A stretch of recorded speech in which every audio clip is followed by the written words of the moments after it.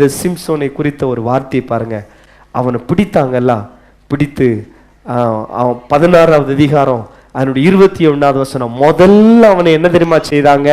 அவனுடைய கண்ணை பிடுங்கினார்கள். பெலிஸ்தியர்கள் அவனை பிடித்து, அவன் எல்லாரும் சேர்ந்து சொல்லுங்கம்மா, பெலிஸ்தியர் அவனை பிடித்து அவன் கண்களை, போதும் போதும் போதும், அவனை பிடித்து ஃபர்ஸ்ட் கண்ணை பிடுங்கிட்டாங்க. எவ்வளவு பலசாலி! அவன் எழும்பி நின்னாலே பெலிஸ்தியர்களே ஓடுவாங்க. அது பெரிய இந்த கோலியாத்து போல இருந்த மனுஷனா இருந்தாலும் என்ன செய்வான்? ஓடுவான். சிம்சோன் வருகிறான், சிம்சோன் வருகிறான். சிம்சோன்னாலே ஒரு பயம். ஆனா எழும்பி அவனை முதல்ல என்ன செய்தான? கண்ணை பிடுங்குவாங்க. சாத்தானுடைய ஒரு தந்திரம் என்னன்னா, உன் கண்ணை பிடுங்குறதா. நீங்க இப்போ சிலவங்க எல்லாம் கையெடுத்து கண்ணை தொட்டு பார்த்துடுங்க, கண்ணெல்லாம் இருக்குது. சிலவங்க இந்த கண்ணை போட்டு படுத்துக்கிற பாடு, டெய்லி பென்சில் எடுத்து அதை போட்டு குத்துறது, கண்ணை பிடுங்கிறதுக்குள்ள வேலை, இந்த கொஞ்சம் கொஞ்சமா வேலை செய்துட்டே இருக்கிறான், இந்த கெமிக்கலை போட்டுட்டே இருக்குது. அது கொஞ்சம் கொஞ்சமா சுவாலிய தீரும். புரியலையே? முதல்ல மேல இப்படி அவசரத்துல குத்தச்சுல உள்ள போயிடக்கூடாது, கருவெளிக்குள்ள யார போயிடக்கூடாது. பென்சில் தானே போடுவாங்க இல்லையோ? அது வேறையோ? இல்ல காம்பஸ் போல இதே இருக்குமா? எப்படி பாருங்க, கண்ணை வந்து கெடுக்காதுங்க. கண்ணை என்ன செய்யாதுங்க? இயேசு கிறிஸ்து சொல்லுகிறார், கண் சரீரத்திற்கு. மத்திய எழுதின சுவிசேஷம். அப்படி ஏன் சிம்சோனை பிடித்தவொன்னு கண்ணை புடுங்கினாங்க தெரியுமா? சில ஆட்களுக்கும் ஆசை போகுது, சகோதரர்களுக்கும் ஆசை போலுக்கு, தன் மனைவிக்கு கண் வந்து அப்படி ஜம்மடி எப்படி இருக்கணும், கீழையும் மேலேயும் கருப்பு பெயிண்ட் எல்லாம் அடிச்சு ஜம்மடி தெரியணும்யா. இல்ல கண் பார்வை நல்லா இருக்கணும்னு நினைக்கிறீங்களா? இல்ல கண்ணு எப்படி? அது உங்கள் டேஸ்ட். அல்லேலூயா. ஆனா இங்க கண் புடுங்கப்படு, கண்ணுக்கு மேல சாத்தானுக்கு ஒரு குறி இருக்குங்கிறத நீங்க புரிந்து கொள்ளணும். அல்லேலூயா சொல்லுங்களேன். கண்ணுக்கு மேல சாத்தானுக்கு என்னது இருக்கு? ஒரு குறி இருக்குது. அதனால அவன் கொஞ்சம் கொஞ்சமா டார்கெட் பண்றான். முதல்ல இப்படி மெயின் குறியே கருவெளி தான். இப்ப சுத்தி முதல்ல ஒரு பேஸ்மெண்ட், இந்த குழி வெட்டுறது போல தொடங்குறது தான், மேல கீழெல்லாம் தொடங்குறது. சரியாம்மா? புரியுதா? கண் சரத்துக்கு விளக்கா இருக்கு. மத்திய எழுதின சுவிசேஷம் 6வது அதிகாரம் 22வது வசனம். கண்ணானது சரீரத்திற்கு விளக்காக இருக்கிறது. உன் கண் தெளிவாயிருந்தால் உன் சரீரம் முழுவதும் வெளிச்சமா இருக்கும். உன் கண் கெட்டதாக இருந்தால் சரீரம் முழுவதும். சில ஆட்கள்லாம் பாத்தீங்களா, சில அந்த 70 வயசு 80 வயசு ஆன அப்புறம் சில ஆண்டிகள் சொல்ல, என் புருஷன் சந்தேகப்படுறாருங்க. இது புருஷனுக்கு மேல குழப்பம் இல்லை, இதுக்கு நடத்தையை பார்த்துட்டு தான் அவரு சொல்றது. புரியலையா உங்களுக்கு? புரிந்தவங்க ஒரு அலையிலேயே சொல்லுங்களேன். இங்க யாருக்காவது இந்த நோய் இருக்குதா? 60 70 பல்லெல்லாம் விழுந்து முடியெல்லாம் போடும், என் புருஷன் என்னை சந்தேகப்படுகிறார்.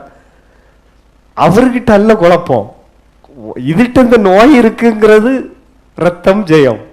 இதை வேற தெளிவு வேண்டான்னு நினைக்கிறேன். அல்லேலூயா. கண் ஐ ரொம்ப முக்கியம்.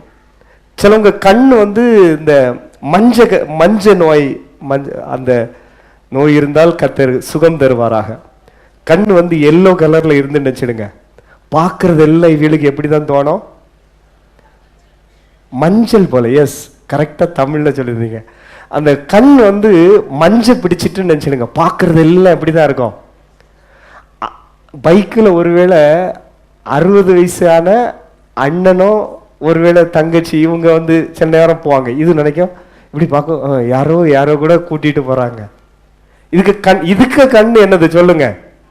மஞ்சள் கலர். என்னால் இதுக்கு பார்க்கறது எல்லாம் இப்படிப்பட்ட ஸ்பிரிட்டுகள். இந்த கண் ரொம்ப முக்கியம். இதுல இன்னொரு காரியம், சிலவங்களுக்கு சோத்த கண்ணா இருக்கும், பார்க்கறது எல்லாம் எப்படிதான் இருக்கும்? சோப்பாதான் இருக்கும். அது ஒரு கண்ணு நோய். அப்படிதானே? பார்க்கறது எல்லாம் சோப்பாதான் இருக்கும். ரத்தம் செய்யும். கண் ரொம்ப முக்கியம். வாலிப பிள்ளைங்க கவனிங்கம்மா, உன் கண்ணில் மட்டும் பரிசுத்தம் இருந்தனா போதும். உன் சிந்தையில பரிசுத்தம், உன் இதயத்துல பரிசுத்தம், உன் பேச்சில். அப்ப கண் ரொம்ப முக்கியம். யாருக்காவது இந்த கண்ணுல ஒரு கண்ட்ரோல் இல்லாம இருக்குதா? இயேசு கிறிஸ்து சொன்னார், ஒரு பெண்ணை இச்சையோடு பார்க்கிறதே பாவம் என்று சொல்லுகிறார். அப்ப கண்ணுல ஒரு பரிசுத்தம் வேணும். கண்ணுல சொல்லுங்க, வாயை திறந்து சொல்லுங்கம்மா, கண்ணுல என்னது வேணும்? உன் கண்ணில் பார்வையில் ஒரு பரிசுத்தம் இருந்துன்னா ஆமென், உன் சரீரம் முழுவதும் என்னதுவா இருக்கிறது? பரிசுத்தமா இருக்கிறது. யாருக்காவது இந்த பிரச்சனை இருக்குது, ஐயோ என் கண்ணுல பரிசுத்தம் இல்லை, என் கண்ணு அசுத்தமா இருக்கிறது, பார்க்கறது எல்லாம் டபுள் மீனிங்கா இருக்கு, அருவருப்பா இருக்கு, நீங்களும் பாரத்தோடு ஜெபம் பண்ணு. ஆண்டவரே என் கண்களை தூய்மையாக்கும். ஆமென், அல்லேலூயா. என் கண்களை நீங்க என்ன செய்யுங்க? தூய்மையாக்குங்க. கண்ணீரோடு ஜெபம் பண்ணு. ஒரு தேவ மனுஷர், வல்லமையாய் தேசம் முழுவதும் பயன்படுத்தப்படுகிற ஒரு மனுஷர், ஒரு முறை அவருடைய அருகிலே உட்கார்ந்து ஜெபம் பண்ணுகிற ஒரு தருணம் கிடைத்தது. ஒரு ஒரு ஒரு குரூசைட். அப்போ நாங்கள் எல்லாம் முந்தின நாளே ஆயத்த வேலைகளை செய்து கொண்டிருந்தோம். அவர் பாருங்க, அந்த ராத்திரி அவர் ஜெபம் பண்றாரு. ஆண்டவரே எங்கள் கண்கள் மேல உங்க ரத்தத்தை வைங்கப்பா, உங்க ஆண்டவரே எங்கள் கண்களை தூய்மையாக்கும். ஒரு சின்ன பிள்ளை ஜெபம் பண்ணது போல ஒவ்வொரு வார்த்தையை சொல்லி அவர் ஜெபிக்கிறார். இன்றைக்கும் இந்த வார்த்தையை சொல்லி ஜெபம் பண்றதுக்கு யாரும் வெட்கப்படாதுங்க. உங்கள் கண்கள்ல ஒரு பரிசுத்தம் இருக்குமே ஆனால் ஆமென், உங்கள் சிந்தைக்குள்ளே பரிசுத்தம், உங்கள் எண்ணங்களிலே பரிசுத்தம், ஆமென், உங்கள் சரீரம் முழுவதும் பரிசுத்தமா இருக்கும். ஆமென். அதனால்தான் சாத்தான் தந்திரமாக சிம்சோனுடைய முதல்ல எதை பிடுங்கினான்? கண்ணை பிடுங்கினான். உன் கண்ணுல தான் குறி வைப்பான். சில பிள்ளைங்கள்லாம் பாருங்க, நிமிர்ந்து கவனிங்கம்மா, பிள்ளைங்கள்லாம் இந்த கண்ணு ரோட்ல போவே போவாது. காக்காவுக்கு கண்ணு போல இருக்கும். புறாவுக்கு கண்ணை பார்த்துருக்கிறீங்களா? புறா எப்படி நடக்கும்? ஸ்ட்ரைட்டா இப்படி பார்த்து நடக்கும். காகம் அப்படி நடக்கிறத யாராவது பார்த்துருக்கிறீங்களா? அது இப்படிதான், அந்த ஃபுல்லா அதுக்கு ஒரு கண்ணு இங்கேயும் ஒரு கண்ணு இங்கே, அதனால தான் இப்படி பார்க்கும். காகம் பார்த்துருக்கிறீங்களா? நம்ம காகத்தின் வம்சம் கிடையாது.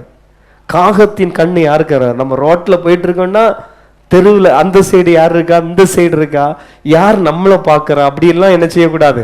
கண்ணு அங்கெங்கே போகக்கூடாது. கண்ணு எங்கே நோக்க கிடவது? நேராய் நோக்க கிடவது. அல்லேலூயா. சத்தமா அல்லேலூயா சொல்லுங்களேன். வேதத்தில் நாம் இன்னும் வாசிக்கிறோம், ஆவிக்குரிய சில சத்தியங்களை தெரியாதபடிக்கு சிலருடைய கண்கள் அடைக்கப்பட்டிருக்கிறது. ஏசாயா தீர்க்கதரிசன புஸ்தகம் 44வது அதிகாரம் 18 வசனம். லூக்கா 8:18 வாசிக்கிறோம். அறியாமலும்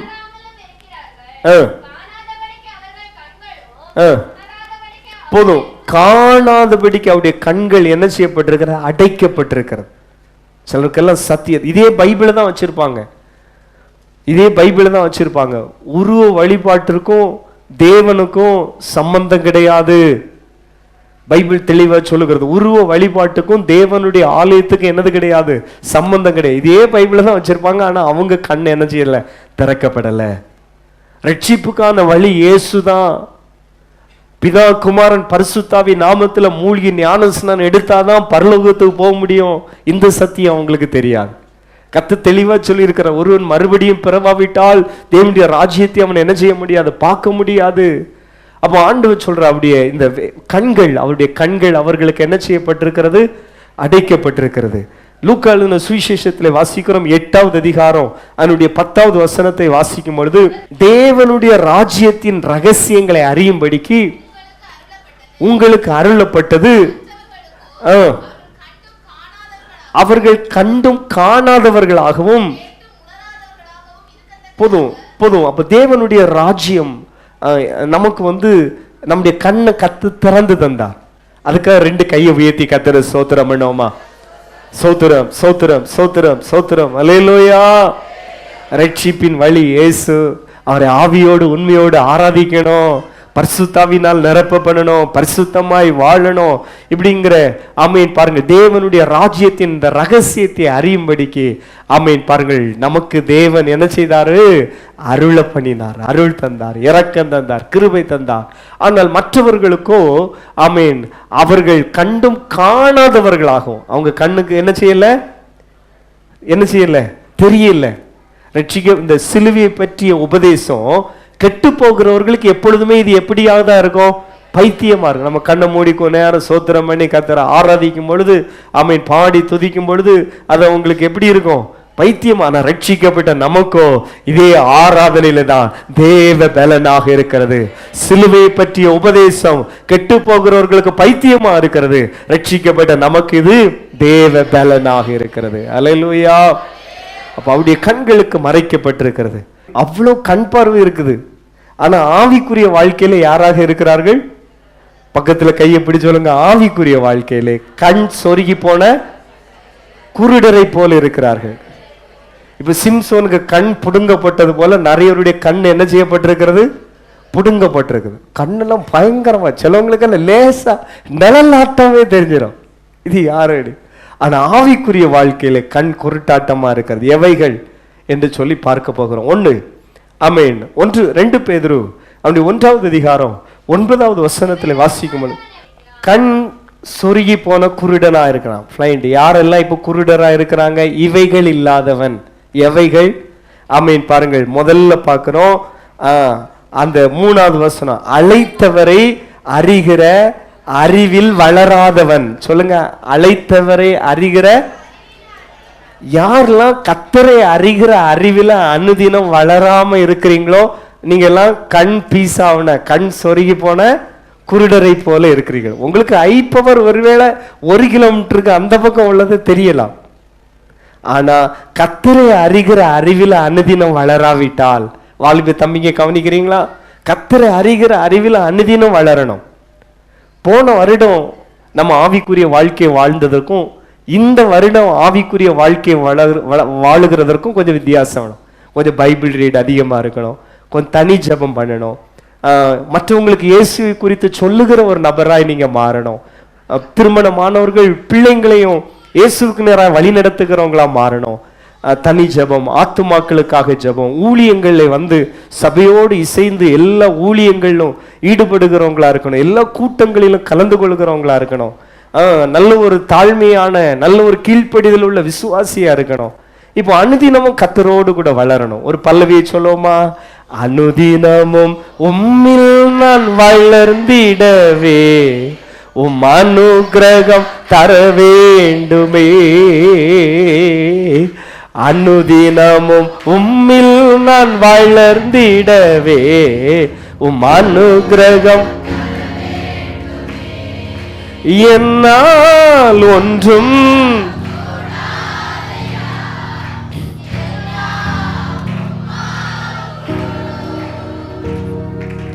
என்னால் ஒன்றும் கூடாதையா.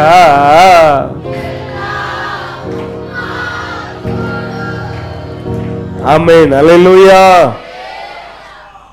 டே பை டே ஸ்பிரிச்சுவல் லைஃப்ல நம்ம கொஞ்சம் growth ஆகணும், அப்படி வளர்ந்துட்டே இருக்கணும். ஆமென்.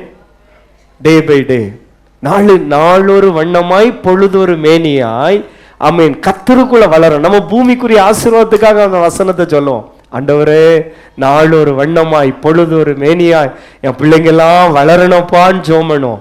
ஆனா கர்த்தர் சொல்ற, முதலாவது நீ தேவனுடைய ராஜ்யத்தை அவருடைய நீதியும் தேடு, அப்பொழுது இவைகள் உனக்கு கூட என்ன செய்யப்படும்? கொடுக்கப்படும். ஆவிக்குரிய வாழ்க்கையில வளரணும், அவரை அறிகிற அறிவில் வளரணும். உங்களுக்கு 100 வயது ஆகும் பொழுது, 90 தாண்டும் பொழுதும் 2 கைகளை உயர்த்தி சொல்லணும், ஆமென். பாருங்கள், தேவனே நான் உமதண்டையில் இன்னும் நெருங்கி சேர்வதே ஆவல் பூமியில். தேவனே நான் உமதண்டையில் இன்னும் நெருங்கி சேர்வதே ஆவல் பூமியில். ஆமென். 70, 80, 90, 100 வயது ஆகும் பொழுது 2 கை உயர்த்தி, இன்னமும் நானுமே அறியணும்ப்பா, இன்னும் உங்க அண்டையில நான் கிட்டி என்ன செய்யணும்? அல்லேலூயா. ஒரு பிரகாசமுள்ள மனக்கண் இருந்தனால அந்த பக்தன் இப்படி பாடுறார். அல்லேலூயா. சத்தமா அல்லேலூயா சொல்லுங்களேன். சிலவங்களுக்கெல்லாம் ஞானஸ்நானம் எடுத்து கொஞ்ச நாள் விசுவாசியா இருந்தவனே நமக்கு இல்லை முடிஞ்சு, இந்த எக்ஸாம்ல பாஸ் ஆகனே போல, இந்த ஸ்கூல்லாம் முடிஞ்சு காலேஜ் எல்லாம் முடிஞ்ச போல அப்படியாக ஒரு நினைப்பு, எல்லாம் முடிஞ்சு. அப்பா, நீ படிச்சுட்டு இருக்கிற உன் பிள்ளை படிக்குதோ? இல்லைங்க.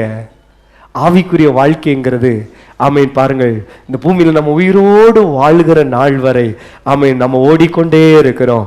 பவுல் சொல்லுகிறா, ஆமென், பாருங்கள், என் ஓட்டத்தை நான் என்ன செய்தேன்? முடித்தேன். அல்லேலூயா. ஒவ்வொரு பர்த்டே தாண்ட ஒவ்வொரு இயர் முடிய 2025 தொடங்குனது போல இருந்து இப்ப என்ன செய்தாச்சு? அடுத்து டிசம்பர் வரப்போகுது. அல்லேலூயா. ஒவ்வொரு வருடமும் நமக்குள்ள கொஞ்சம் மாற்றம், நம்ம ஒரு மர்வம் ஆகிக்கொண்டே இருக்கணும், நமக்குள்ள ஒரு மாற்றம் நடந்து கொண்டே இருக்கணும். அதுதான் அப்படிப்பட்ட அந்த மாற்றம் எந்த குடும்பத்துக்குள்ளெல்லாம் எந்த தனி நபருக்குள்ளெல்லாம் நடக்குதோ இவங்க தான் வளருகிறாங்க. மற்றதெல்லாம் பாருங்க, இந்த முத்துன முருங்கைக்காய் போல, முத்துன முருங்கைக்காய் ரெண்டாவது பிஞ்சாகுமா? ஆனா பேதுருவை போல நீங்க மனங்கசந்து அழுவீங்கன்னா மீண்டும் கர்த்தர் உங்களை வணைவார், மீண்டும் உபயோகிப்பார். அந்த வசனம், அந்த வார்த்தையை சொல்லுங்களேன். பேதுரு மனங்கசந்து அழுதான், ஆண்டவரே நானுமே மறுதலித்து விட்டேனப்பா, ஒரு தருணம் கூட எனக்கு தாங்கப்பா.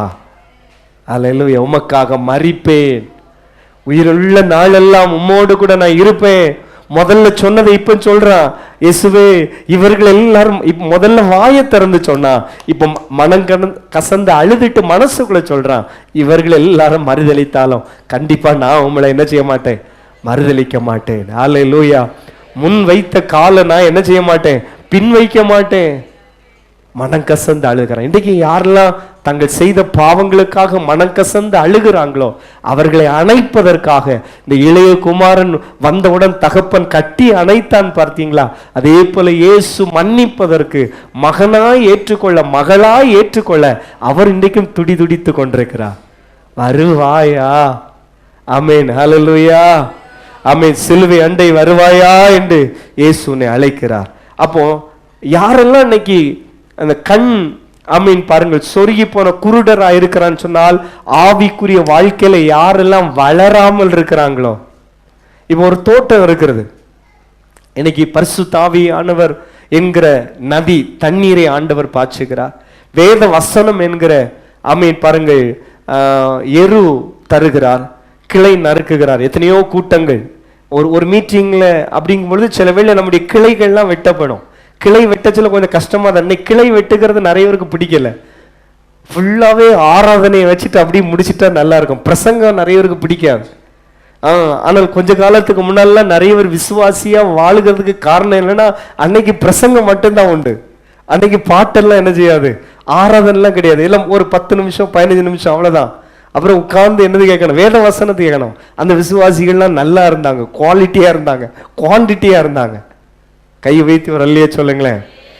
இன்னைக்கு இந்த ஒரே பாடல் பிரசங்கம் கேட்கறதுக்கும் விருப்பப்படல மக்கள். ஏன்னா பாருங்க வேத வசனம் பாருங்க நம்முடைய கிளைகளை நறுக்கி அல்லவிட்டால் நம்மளை கொத்தி எரு போடுகிறது. ஒரு செடியை தேவையில்லாத கிளையெல்லாம் வெட்டி நல்ல கொத்தி எரு போட்டு தண்ணீர் விடுகிறது போல உள்ள ஒரு அனுபவம் தான் வேத வசனம். அதனால தான் பவுல் தன்னுடைய சபையை குறித்து சொல்லும் பொழுது, பவுல் நட்டாலும் அப்பல்லோ நீர் பாய்ச்சினாலும் விளைய செய்கிறது கர்த்தர். ஒரு செடிக்கு எவ்வளவுதான் எரு போட்டு வேத வசனம் போட்டு தண்ணீர்கள் விட்டு அல்லவற்றால் பராமரித்தாலும் விளைய செய்கிறது கர்த்தர். அப்போ அனுதினம் வளரணும்னா தனி ஜெபம் அவசியம். யாரெல்லாம் அப்படி ஒரு மந்த நிலையிலே 5 வருஷம் 10 வருஷம் ஆச்சு, 20 வருஷம் ஆச்சு சபைக்குள்ள வந்து இன்னும் நீங்க மூழ்கி ஞான ஸ்நானம் எடுக்கலையா, இன்னும் நீங்க பரிசுத்தாவினால நிரப்பப்படலையா, இன்னும் நீங்க தனி ஜெபம் பண்ணுகிறவங்களா மாறலையா, இன்னும் நீங்க மற்றவர்களுக்கு சொல்றதுக்கு ஆரம்பிக்கலையா, நீங்க குடும்ப ஜெபம் பண்ண ஆரம்பிக்கலையா, நீங்க இன்னும் வளராம இருக்கிறீங்க. நீங்க அனுதினம் வளரணும். ஆமென். பவுல் சொல்லுகிற அந்த வளர்ச்சியை குறித்து வசனம் சொல்றது, காலத்தை பார்த்தா நீங்க எல்லாம் யாரா இருக்கணும், போதகர்களா இருக்கணும். உங்க ஏரியாவுக்கு நீங்க யாரா இருக்கணும், ஏரியா பாஸ்டரா இருக்கணும். ஆனா இன்னைக்கும் நீங்க யாரா இருக்கிறீங்க, குழந்தைகளா இருக்கிறீங்க. விரல சுப்பிட்டு கடிச்சிட்டான் நுள்ளிட்டான். அந்த 1/2 கிளாஸ் பிள்ளைங்க சொல்லும், அம்மாட்ட வந்து ஒரே கம்ப்ளைண்ட், நுள்ளிட்டான் கடித்துட்டான். அல்லேலூயா. எனக்கு ஜெபம் பண்ணவில்லை, எல்லாருக்கும் ஜெபம் பண்ண. நீங்க வந்து வரிசையில் இருந்தா வான் தலையிலையும் கேச்சு என்ன செய்ய போறோம், ஜெபம் பண்ண போறோம். என்ன இந்த எல்கேஜியை போல எனக்கு என்ன செய்யவில்லை, விசாரிக்கவில்லை. நீ ஊருக்கெல்லாம் ஃபோன் பண்ற, ஃபோன் பண்ணி பாஸ்டர் வாங்க எங்க வீட்டுக்கு ஜெபம் பண்ணுங்கன்னா உடனே அடுத்த நிமிஷம் என்ன செய்வோம், வருவான். சில இன்னைக்கும் எல்கேஜி யூகேஜி பிள்ளை நுள்ளித்தான் தொட்டுட்டான்.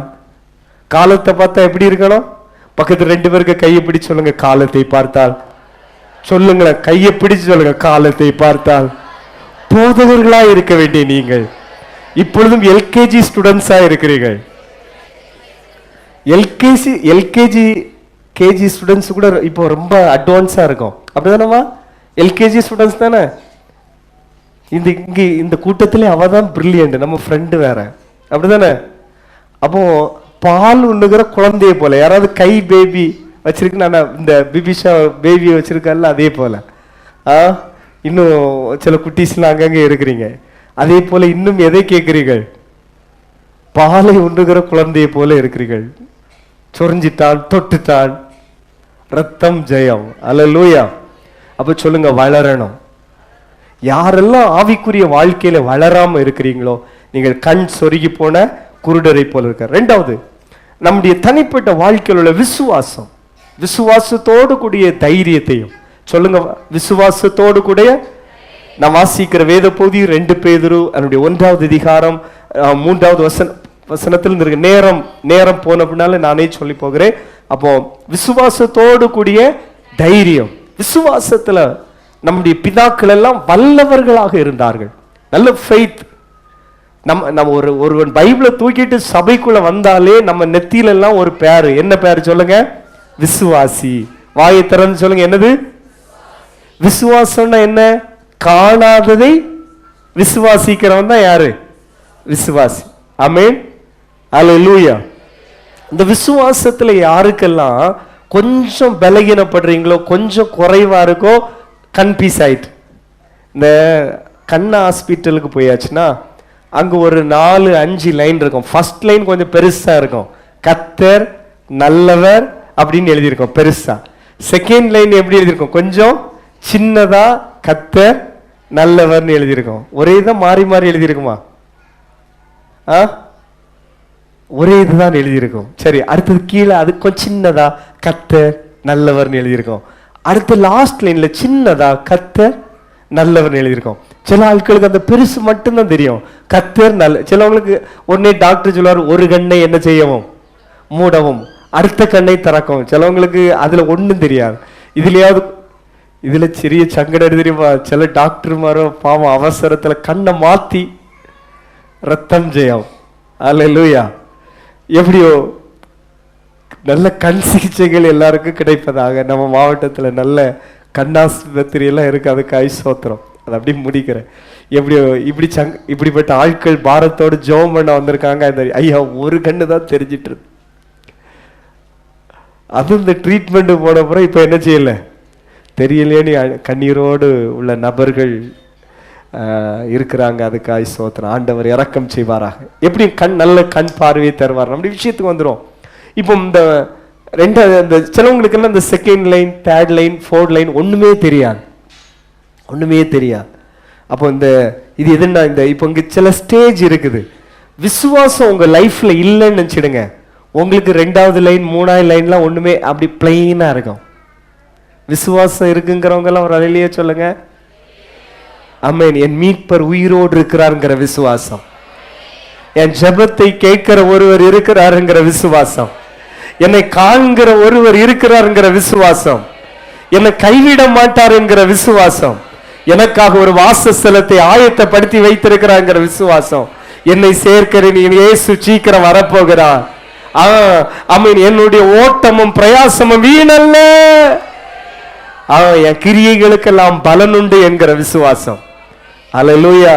நான் செய்கிற சின்ன சின்ன ஹெல்ப், தான தர்மங்களுக்கு பலன் உண்டுங்கிற விசுவாசம். Hallelujah. Praise the Lord. Hallelujah. இந்த விசுவாசிக்கிறவன் பதறான். இந்த விசுவாசிக்கிறவனுக்கு எல்லாம் கூடும். சில அற்புதங்களுக்காக கூட விசுவாசிங்க. அப்போ இந்த யாருடைய லைஃப்ல எல்லாம் இந்த விசுவாசம் இல்லையோ, இயேசுவை யாரெல்லாம் சேவிக்கிறாங்களோ நம்ம நெத்தியில் ஒரு பேர் எழுதியிருக்கு. என்ன சொல்லுங்க? விசுவாசி. அல்லேலூயா. பிரதர் நீங்க ஒரு விசுவாசி, சிஸ்டர் நீங்க ஒரு விசுவாசி. சமீபத்தில் ஆண்டவரை அறியாத 2 சகோதரர்கள் பேசிட்டு இருக்கிறாங்க. அப்போ அவங்க என்கிட்ட அவனும் ஊழியத்துக்கு தான் போறான் அவனும். அப்ப எனக்கு புரியல. இவன் சொல்றான், பைபிளை தூக்கிட்டு அவிய ஊர்ல யாரெல்லாம் ஆராதனைக்கு போறாங்களோ, ஆவிக்குரிய சபைக்கு போறாங்களோ, அவங்களுக்கு அந்த ஊர்ல வச்சிருக்க பேர் எப்படி? அவனும் எங்கதான் போறான்? ஊழியத்துக்கு தான் போறான். எனக்கு அந்த வார்த்தை கேட்கறதுக்கு கொஞ்சம் சந்தோஷமா இருந்தது. அல்லேலூயா. நம்ம விசுவாசிகள். அப்போ அது ஒரு குறிப்பிட்ட ஒரு கிராமம். அப்போ நான் பேசிட்டு இருந்து என்னுடைய பழைய நண்பர்கள். அவன் அவனும் இல்ல அவன் ஊழியத்துக்கு தான் போறான், அடிச்சு சொல்றான். ஒன்னு இவன் சொல்றான், இல்ல அவன் எப்பவும் இல்ல அவன் அந்த ஊழியத்துக்கு தான் போறான். அல்லேலூயா, பிரைஸ் காட். அப்போ விசுவாசிகள்ங்கிற பார்வையில் அல்ல உங்களை பார்க்கறது, சிலவங்களை அதை விட ஒரு ஸ்டெப் மேல உங்களை பார்க்கறாங்க. ஆமென். கனி உள்ள வாழ்க்கை வாழ்வோம். அடுத்தது கவனிங்கள், தைரியத்தையும், அடுத்தது தைரியத்தையோடு கூட ஞானத்தையும். ஞானம் ரொம்ப முக்கியம். கண்மலை ஆகிய கிறிஸ்துக்கு மேல தன்னுடைய வீட்டை கட்டினவன் புத்தியுள்ள மனுஷனா இருக்கிறான். குணசாலியான ஸ்திரீயை கண்டுபிடிக்கிறவன் யார்? முத்துக்களை காட்டிலும் அவள் என்ன செய்கிறது? சில பிள்ளைங்களை டைமண்ட்ஸ் அப்படின்னு, டைமண்ட்ஸை காட்டிலும் நீங்க யாரு பரிசுத்தமாய் உங்களை யாரெல்லாம் நீங்க காத்துக்கொண்டு மணவாளனாகி இயேசு கிறிஸ்துக்கு மட்டும் ஆமென் பாருங்கள் ஏக்கம் கொண்டிருக்கிற வாலிப தங்கச்சிங்க எல்லாம் நீங்க தான் டைமண்ட்ஸ். அல்லேலூயா. கவனிங்கம்மா, யாரு? சிலவங்க போன் ஏதாவது ஒரு நல்ல பிள்ளைங்க இருக்கான்னு கேட்பாங்க. நல்ல டைமண்ட்ஸ் இருக்கா, நல்ல முத்துக்கள் இருக்குதா? ஆமென். அல்லேலூயா. சத்தமா அல்லேலூயா சொல். நல்ல முத்துக்கள் தானா? நல்ல முத்துக்கள் தானா? அல்லேலூயா. கர்த்தர் நல்லவன். ஆமென். உனக்குள்ள இருக்கிற குணம் தான் உனக்கு அழகு தங்கச்சி. உனக்குள்ள இருக்கிற குணம் தான், நீ கண்ணாடிக்கு முன்னால இருந்து இருக்கிற முடியெல்லாம் இழுத்து பிச்சு அங்க சுருட்டி போட்டாலும் உனக்குள்ள இருக்கிற குணம் தான் உனக்கு அழகு. சரியா? உனக்குள்ள இருக்கிற குணம்தான் உனக்கு அழகு. அப்ப அதனால்தான் பைபிள் சொல்றது, குணசாலியான ஸ்திரீயை கண்டுபிடிப்பவன் யார்? ஒரு கொஸ்டின் மார்க். அவள் முத்துக்களை காட்டிலும் வெளியேறப்பட்டவள். அப்போ ஞானம் உள்ள பிள்ளைகள் அப்படிதான் இருக்கிறாங்க. ஏன்னா ஞானம் தன் வீட்டை கட்டும், புத்தி இல்லாத ஸ்திரீயோ தன் கட்டின வீட்டை தன் கையினால என்ன செய்கிறாள்? இடித்து போகிறாள். நேரம் போயிட்டு சொல்லி முடிக்கிறேன். அடுத்தது பாருங்க, ஞானத்தோடு இச்சை அடக்கம். சிம்சோன் விழுகிறதுக்கு காரணம் என்ன தம்பிங்க? அவன்கிட்ட என்னது இல்ல? இச்சை அடக்கம் இருந்தா இல்லையா? இல்ல, அதனால பலனை இழந்தான். கீழே அடுத்ததை வாசிக்கும், பொறுமை. பொறுமையோடு, இச்சை அடக்கத்தோடு கூட உள்ள பொறுமை, பொறுமையோடு உள்ள தேவ பக்தி.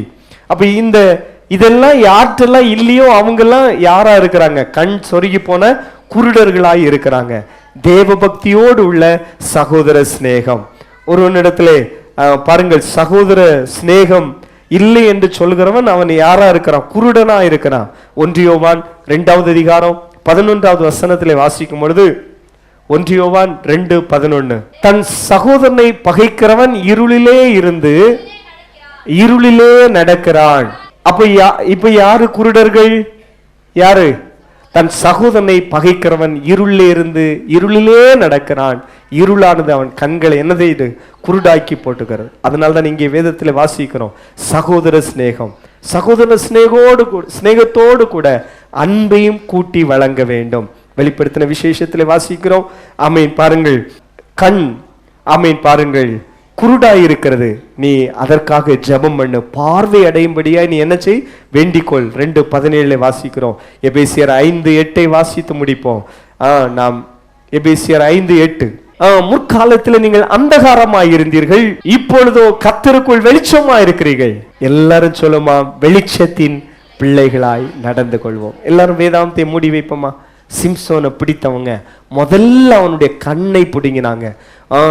நம்முடைய வாலிப பிள்ளைகள் கவனிங்கம்மா, கண்களுக்குரிய அந்த இச்சைகளுக்கு விலகி ஓடுங்க. ஆண்டவர்கிட்ட கேளுங்க, ஆண்டவரே என் கண்ணை தூய்மையாக்கும். கண் சர்றத்துக்கு விளக்கா இருக்கிறது. யாராவது கண்ணுல பிரச்சனையோடு இருக்கிறீங்களா? கர்த்தர் உங்க கண்ணுக்கும் நல்ல பார்வையை தருவாராக. எப்பத்தா என்று சொன்னவுடன் திறக்கப்பட்டதல்லவா?